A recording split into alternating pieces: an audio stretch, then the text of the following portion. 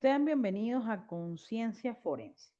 El día de hoy vamos a hablar de un caso bastante particular, pero no desde la perspectiva de la investigación técnico-científica, sino de hecho desde el punto de vista del derecho y cómo esta ciencia confluye con la investigación criminal, la criminalística y la ciencia forense, que es el eje central de lo que hemos desarrollado hasta ahora en nuestro podcast institucional de Ciencia por la Verdad con Ciencia Forense.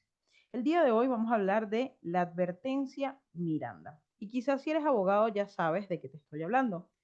Sin embargo, si no lo eres o ya sabes de lo que te estoy hablando, pero no conoces la historia, te invito a que te quedes.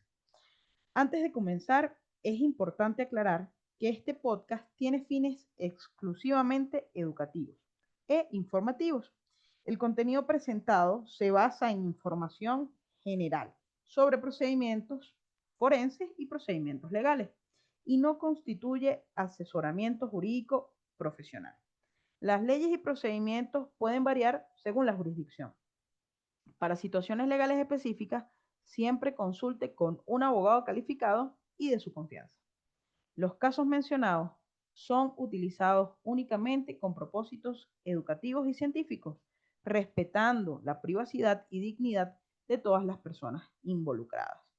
Sin más, sean bienvenidos a Conciencia Forense, el podcast institucional de Ciencia por la Verdad, donde exploramos los aspectos científicos y técnicos que hay detrás de la investigación criminal, la criminalística y la ciencia forense. Soy María Raquel González y cada episodio nos adentramos en el fascinante mundo de la investigación criminal, de la ciencia forense, de la criminalística, del derecho y de la criminología.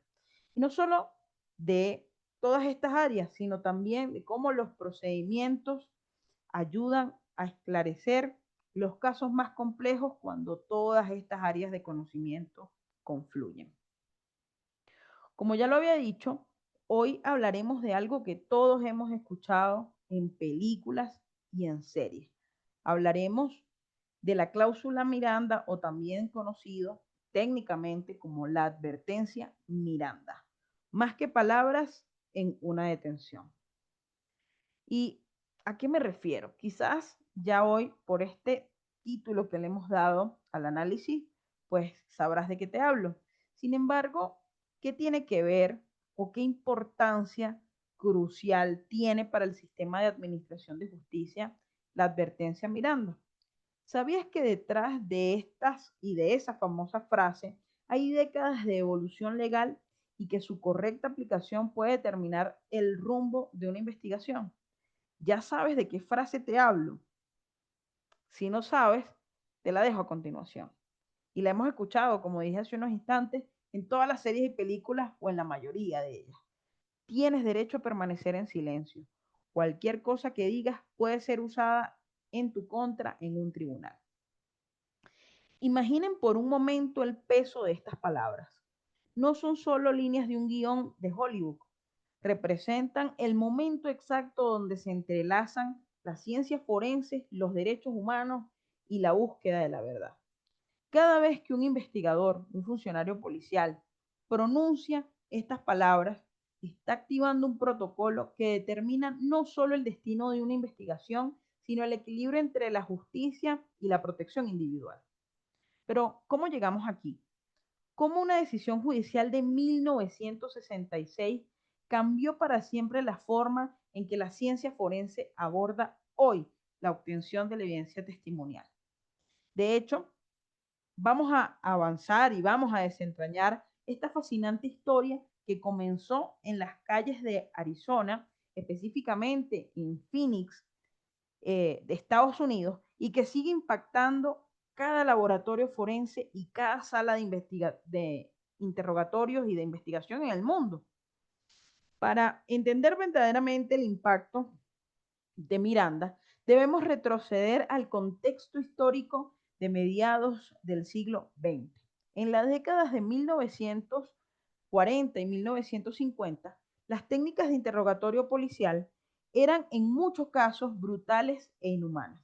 Los investigadores usaban métodos coercitivos que incluían privación de sueño, intimidación psicológica y en casos extremos incluso hasta la violencia física. Desde la perspectiva forense de la época, existía una mentalidad de obtener la confesión a cualquier costo. No había protocolos científicos para evaluar la veracidad de las confesiones, ni se comprendía completamente cómo la coerción podía generar confesiones falsas que contaminaran todo el proceso investigativo. El camino hacia Miranda comenzó en 1966, pero antes de este hubo una serie de casos cruciales que fueron estableciendo los cimientos. ¿Cuáles son esos casos? Empecemos en 1936, el caso Brown versus Mississippi. Expuso al país la brutalidad policial cuando 3 hombres afroamericanos fueron torturados hasta confesar asesinatos que no habían cometido. La Corte Suprema declaró que las confesiones obtenidas bajo tortura física eran inadmisibles, pero este fallo solo prohibía la coerción física extrema. Luego, en 1944, Ashcroft versus Tennessee amplió esta protección al reconocer que la coerción psicológica también podía invalidar la confesión. Este caso involucró 36 horas continuas de interrogatorio bajo luces brillantes, un método que los investigadores forenses de hoy reconocerían inmediatamente como generador de confesiones falsas, debido al estrés extremo y la privación sensorial. El caso Escobedo versus Illinois en 1964 fue el eslabón inmediatamente anterior a Miranda. Dani Escobedo solicitó repetidamente hablar con su abogado durante el interrogatorio, pero se le negó. Su confesión fue utilizada para condenarlo. La Corte Suprema revirtió la condena estableciendo que cuando la investigación se enfoca en un sospechoso específico y éste solicita un abogado, debe proporcionárselo. Ahora llegamos al protagonista involuntario de nuestra historia de hoy y de nuestro análisis, Ernesto Arturo Miranda, quien era un hombre de 23 años con un historial delictivo amplio, que trabajaba como cargador en un almacén de productos agrícolas en Phoenix, Arizona. El 13 de marzo de 1963, su vida y la historia de la justicia estadounidense, y diría que la del mundo, cambió para siempre. Miranda fue arrestado en su hogar bajo sospecha del secuestro y violación de una joven de 18 años. No había evidencia física sólida que lo vinculara al crimen. La investigación se basaba principalmente en el testimonio de la víctima, esta joven de 18 años, quien lo habría identificado en una rueda de reconocimiento. Trasladado a la sala de interrogatorio número 2 de la estación de policía de Phoenix, Miranda fue interrogado durante 2 horas por los detectives Carroll Cooley y Wilfred Young. Crucialmente, nunca se le informó que tenía derecho a permanecer en silencio o que podía solicitar un abogado. Durante este interrogatorio, Miranda no solo confesó el secuestro y la violación por los cuales había sido arrestado, sino también un robo a mano armada ocurrido meses antes. Los detectives presentaron una declaración escrita que comenzaba con una línea que se volvería históricamente significativa y que me permito hoy leerte de forma textual. Dichas líneas decían lo siguiente: he sido informado completamente de mis derechos legales y entiendo cualquier declaración que haga puede ser utilizada en mi contra. El problema era evidente. Miranda nunca había sido informado de esos derechos legales antes de hacer su confesión. Durante el juicio de Miranda, su abogado defensor, Alvin Moore, objetó repetidamente la admisión de la confesión, argumentando que había sido obtenida sin informar al acusado de sus derechos constitucionales.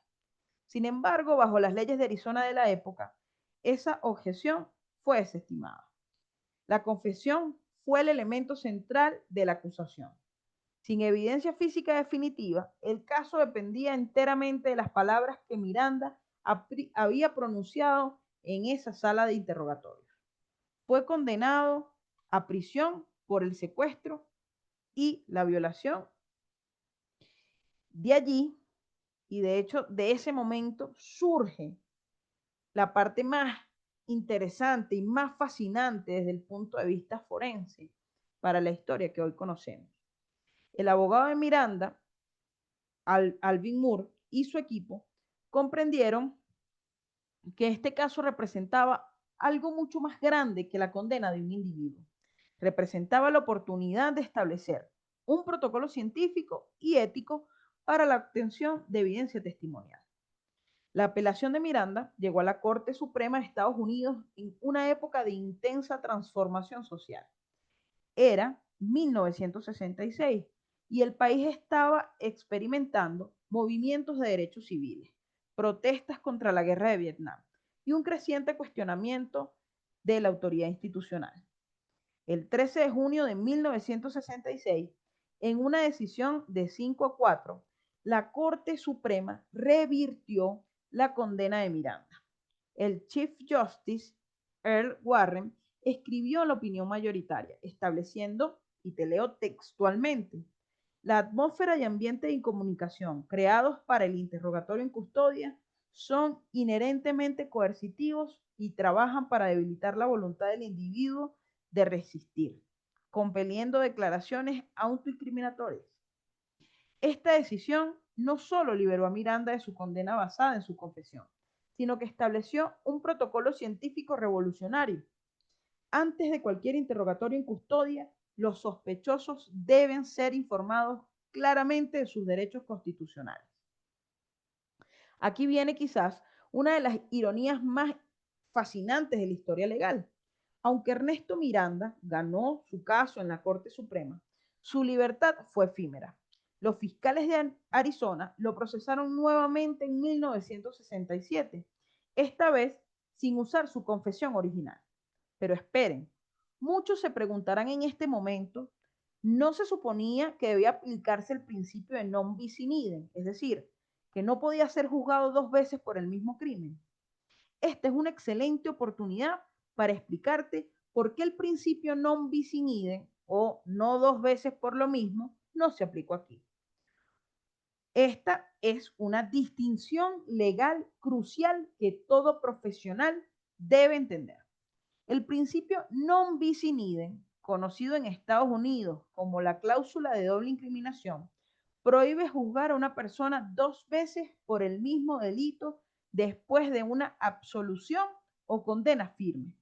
Sin embargo, en el caso Miranda, primero, la Corte anuló la condena, no absolvió a Miranda.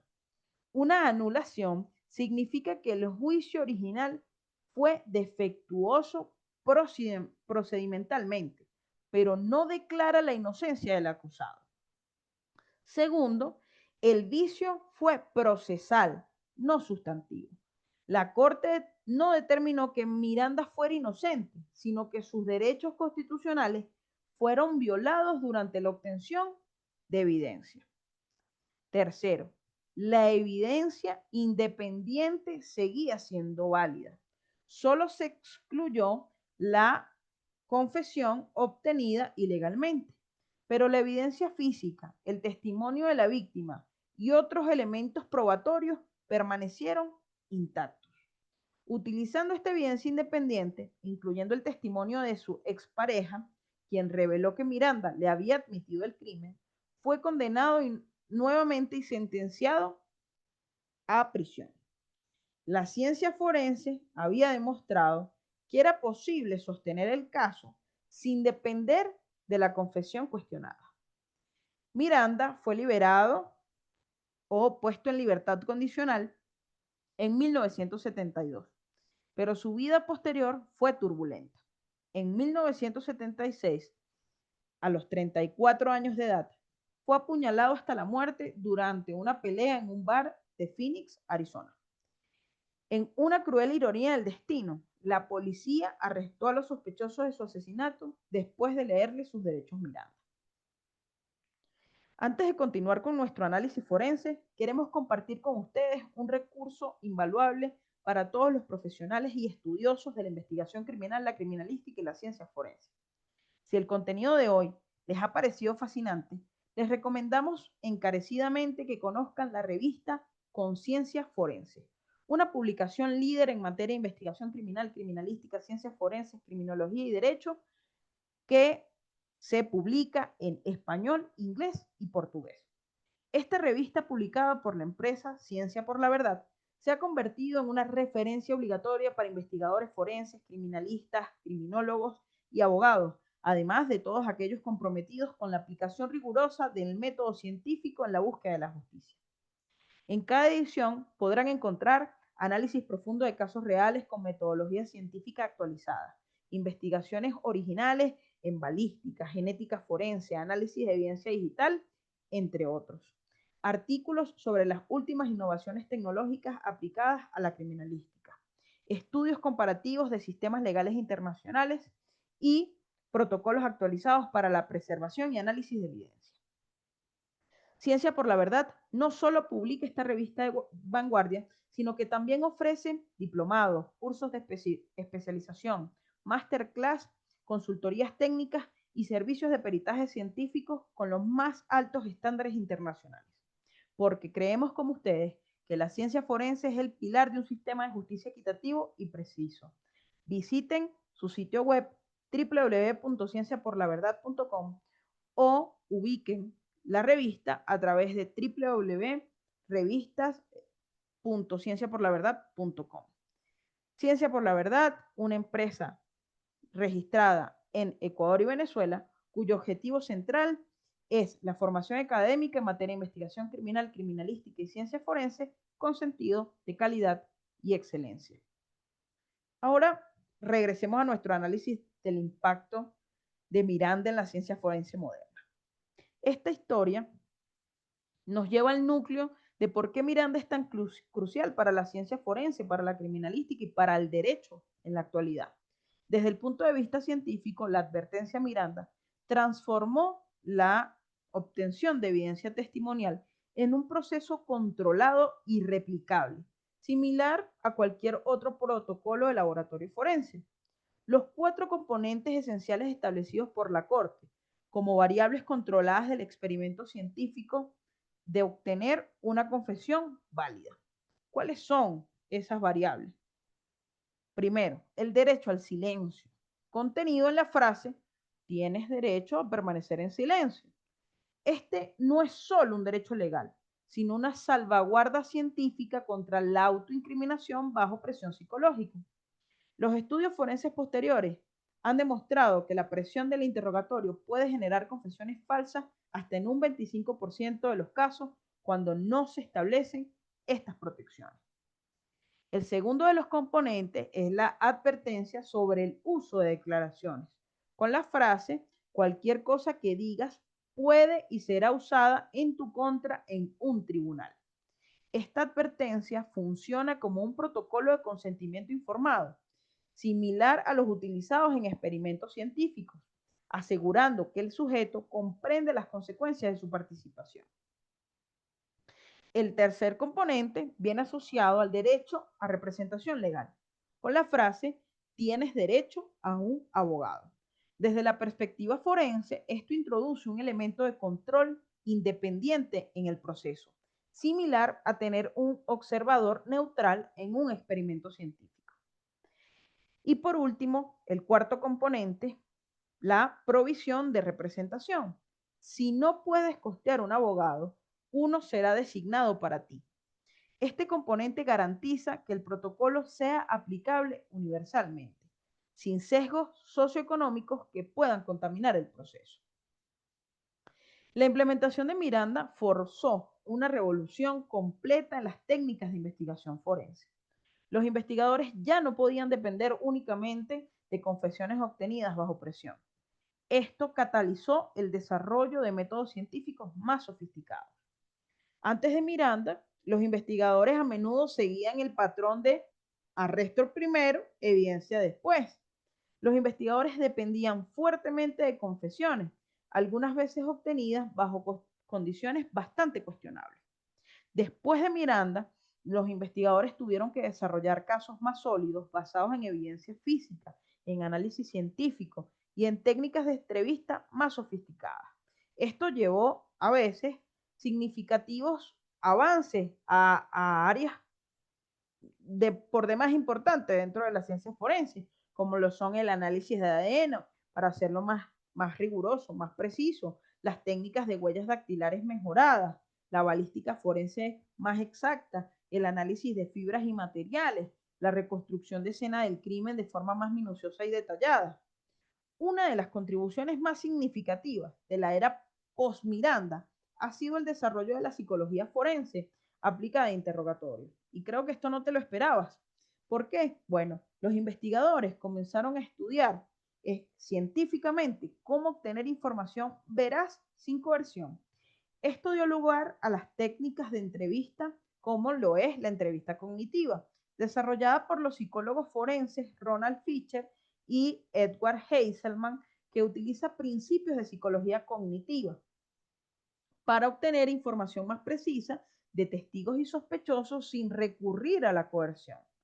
También surgió el denominado método PEACE, P-E-A-C-E, que viene de las palabras planning, engage, account, closure y evaluation, desarrollado en Reino Unido, que se basa en la construcción de rapport y la obtención de información a través del diálogo estructurado en lugar de la confrontación. Los estudios posteriores a Miranda han revelado una realidad alarmante e inquietante. Las confesiones falsas son mucho más comunes de lo que se pensaba inicialmente. El Innocent Project ha documentado que aproximadamente el 29% de las exoneraciones basadas en ADN involucraron confesiones falsas. Esto ha llevado al desarrollo de protocolos forenses mucho más rigurosos. Por ejemplo, la grabación completa de los interrogatorios. Muchas de las jurisdicciones hoy requieren la grabación en video de todos los interrogatorios para proteger tanto a los sospechosos como a los investigadores. También el análisis científico de las confesiones. Se han desarrollado técnicas para evaluar la veracidad de las confesiones, analizando factores como conocimiento de detalles no divulgados públicamente, consistencia con la evidencia física, cronología lógica de los eventos y ausencia de elementos inconsistentes con la realidad. También se han desarrollado protocolos especiales para poblaciones vulnerables. Se han establecido procedimientos específicos para menores, para personas con discapacidades mentales y otras poblaciones que pueden ser más susceptibles a dar confesiones falsas. En la investigación forense del hoy, en la investigación forense contemporánea, la correcta aplicación de Miranda se ha convertido en una ciencia en sí misma. Los investigadores deben considerar múltiples variables. Primero, la evaluación de la custodia. Los investigadores forenses deben determinar científicamente si una persona está en custodia basándose en factores como la libertad de movimiento, la duración de la detención, la ubicación o el lugar del interrogatorio, el número de oficiales presentes, así como el tono y método del interrogatorio. También la determinación del interrogatorio. No toda conversación, reitero, no toda conversación requiere Miranda. Los investigadores deben distinguir entre preguntas administrativamente de rutina, interrogatorio formal diseñado para obtener respuestas incriminatorias o conversaciones espontáneas iniciadas por el sospechoso. También deben los investigadores hacer una evaluación de la renuncia, cuando un sospechoso renuncia a sus derechos Miranda. Los investigadores deben de documentar eso técnica y científicamente.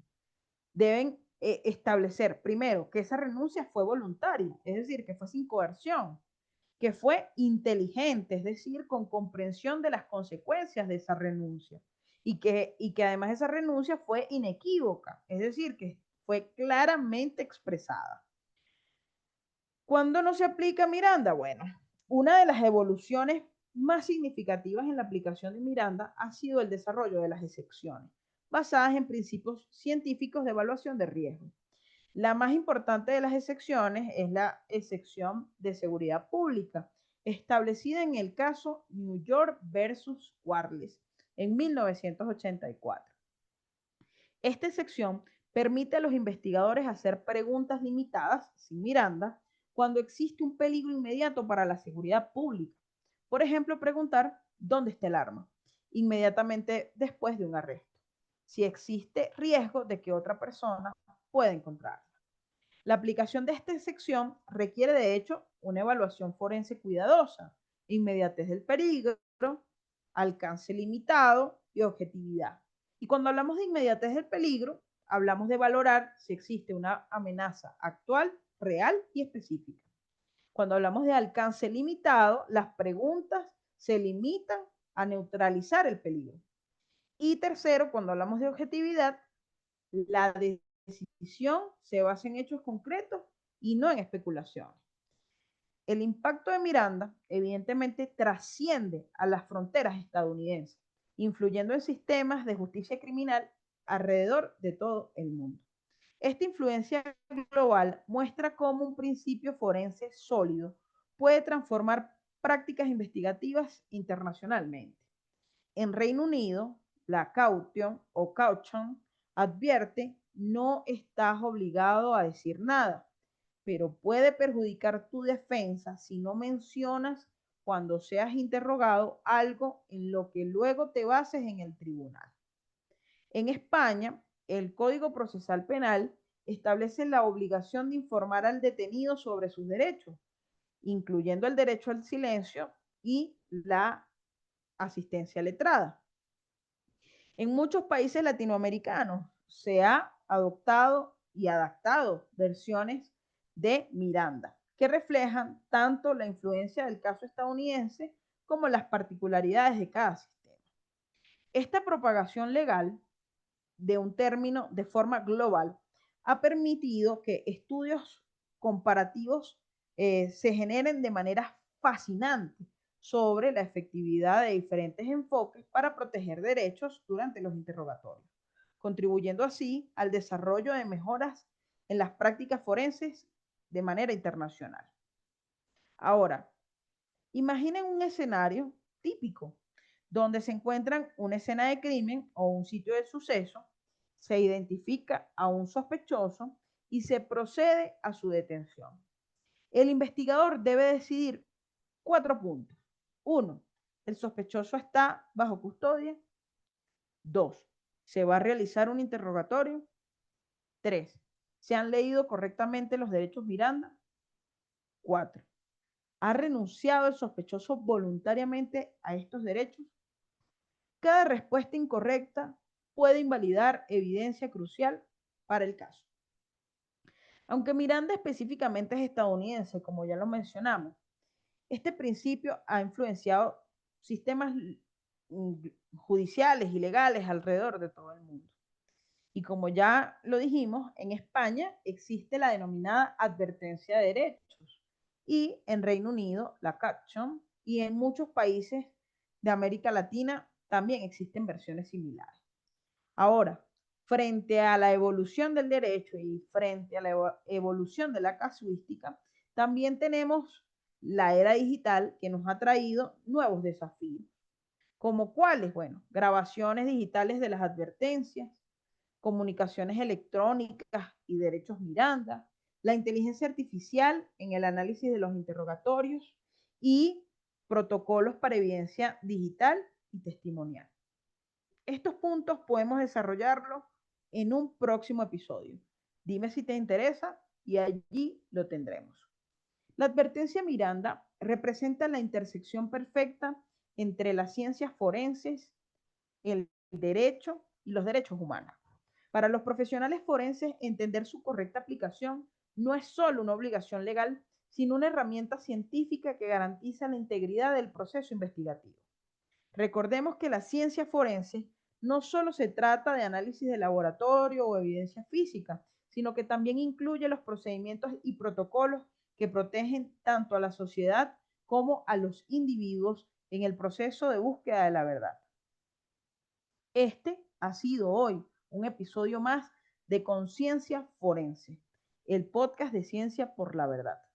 Si este contenido te ha parecido interesante, no olvides suscribirte y compartir con otros apasionados de la investigación científica, sea cual fuere la plataforma mediante la cual nos estás escuchando. Te recuerdo que estamos en Spotify, en Apple Podcasts, Google Podcasts y en YouTube, así como en cualquiera de las plataformas streaming podcast de tu preferencia.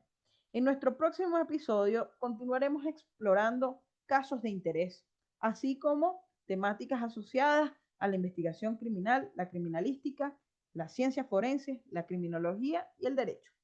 Recuerda, la ciencia forense está hoy en evolución y de hecho está en constante evolución. Y cada procedimiento, desde la más compleja prueba de ADN hasta la correcta lectura de derechos, contribuye a un sistema de justicia más preciso y equitativo. Gracias por acompañarnos el día de hoy en este nuevo episodio de Conciencia Forense. Nos vemos en una próxima investigación.